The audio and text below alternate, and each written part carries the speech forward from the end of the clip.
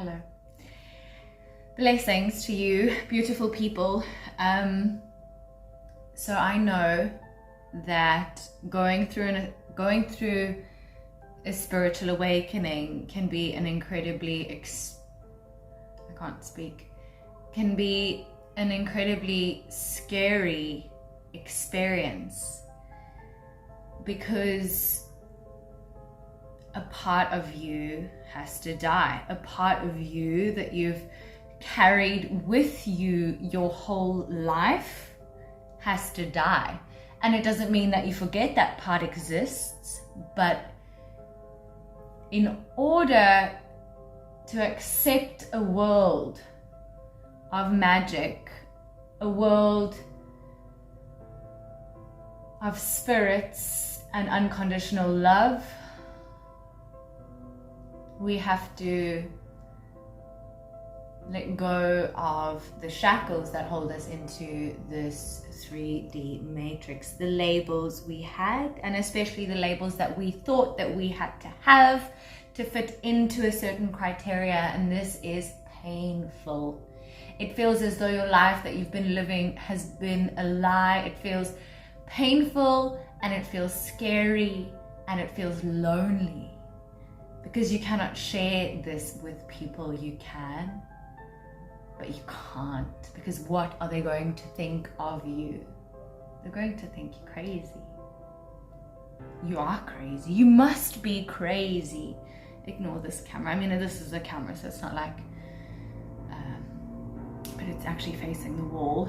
The place, my apartment, was previously a holiday rental, and I guess the cameras were there for security reasons.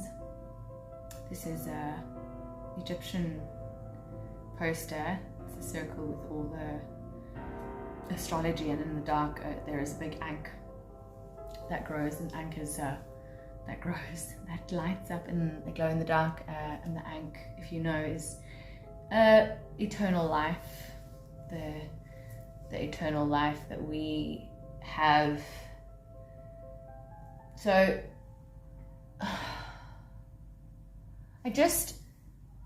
there's just not, I mean, that now there's so much, but it's like, I guess, like cancer, probably not the best example, but like, or a car accident. You hear of people having it, you see people in it, but you don't think it's going to happen to you.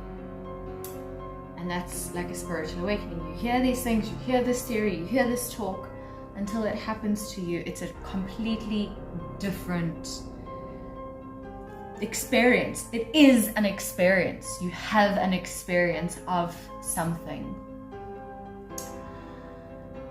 And there's no, like, nothing that you were taught at school, in your town, in your community, has prepared you to experience this breakdown of everything you thought you knew and who you thought you were, to discover that you had these masks on to fit in. And it's painful. It's so painful. And it's liberating, but you have to go through that pain to access that liberation. And even then, it's not as if you're sitting there and you're like, oh, my ego's died, I'm totally free now. It's continuous work, and it's